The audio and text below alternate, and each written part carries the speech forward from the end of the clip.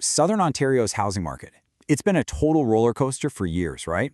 Well, guess what? The latest numbers for October 2025 are in, and they're showing something pretty big is happening, a real fundamental power shift. So today, we're going to break down exactly what that means for you. So, if you're out there buying or selling a home in Southern Ontario, or hey, even just thinking about it, you've probably felt something different in the air lately, haven't you? Well, you're not imagining things. The rules of the game have totally changed, and honestly, it's happening way faster than a lot of folks expected. And here it is, black and white. The latest reports are confirming what so many of us have been feeling on the ground. As of October 2025, it's official. We are in a buyer's market. I mean, for the first time in what feels like forever, the power has actually shifted. Buyers, you've got the upper hand now. Okay, so you hear this term buyer's market thrown around, but what does it actually mean?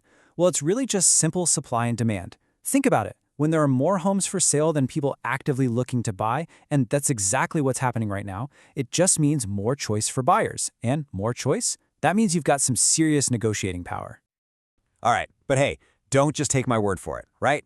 The proof, as they say, is in the numbers. So let's dive into the data and see how this whole shift is actually playing out across the region. And where better to start than the heart of it all, the city of Toronto. This is the market that usually sets the tone for everyone else. And believe me, even here, we're seeing some pretty big moves. Check this out. In Toronto, the benchmark home price, the price of a typical home, has officially dipped just under the $1.1 million mark. That's a pretty big psychological level to cross. And this isn't just some small blip, okay? Look at these numbers. Yeah, prices are down 3.7% from last year, which is something, but the number you really need to pay attention to is that month-over-month drop, 1.5%. That tells you this isn't some slow, gradual thing. The cooling is picking up speed, like right now. And listen, this isn't just a story about downtown Toronto. In fact, as we start to move further out from the city, the trend gets even stronger. Yep, take Hamilton, for example. The average price there is now sitting at just over $800,000. And just look at this chart. A 4.8% drop from last year, that's a big deal. But a 2% drop in 1 month? Whoa!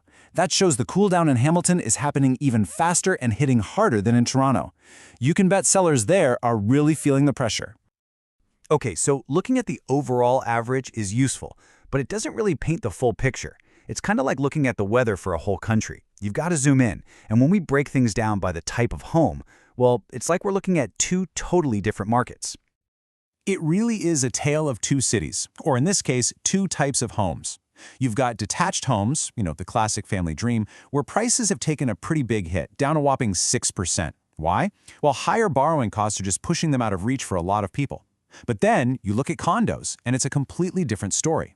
The condo market is way more resilient. We're actually seeing demand bounce back as buyers shift their focus to something more affordable. That's why those prices are holding up so much better. So, the big question is, why? What's behind this massive shift? Well, it's not just one single thing. It's more like a perfect storm, really. 4 key factors all hitting at the same time and completely reshaping the market. All right, let's unpack these 4 big drivers. First up, interest rate relief. The Bank of Canada finally cut rates, and even though it was a small cut, it sent this huge psychological signal to buyers that the worst of the hikes is over. Second, you've got rising immigration. That creates a steady stream of new demand for housing, which puts a bit of a floor under the market. Third, and this is a really big one, supply is finally growing. We're seeing more homes get listed for sale, which means, get this, buyers actually have choices for the first time in years. And fourth, new government policies, especially those incentives for first-time buyers, are starting to kick in and help more people get into the game. Okay, so we've looked at the what and the why, but what really matters is, what does all this mean for you? Because whether you're looking to buy, sell, or even invest, you have to understand, the game has completely changed. You can really see it in the psychology of the market right now. On the one hand, you have buyers who are feeling way more confident, almost opportunistic. They're not afraid to negotiate and push for discounts. And on the other side, you have sellers who are waking up to the new reality. They're realizing they need to be way more flexible on things like price and closing dates if they actually want to get a deal done. So what should we expect looking ahead to the rest of the year? Well, most experts think these buyer-friendly conditions are here to stay, at least for a while. That probably means prices for detached homes will stay flat or even dip a little more. Meanwhile, that resilient demand for condos is going to keep that part of the market pretty busy. The bottom line? If you're a buyer, this window of opportunity, with more choice and more power, it looks like it's going to stay open for a bit. So when you boil it all down, here's where we are. For the first time in so long, the story of Southern Ontario real estate isn't just about crazy high prices and wild bidding wars. It's about having choices. It's about having leverage. It's about real, tangible opportunity. The power has shifted back to the buyer. So the only real question left is, what move will you make?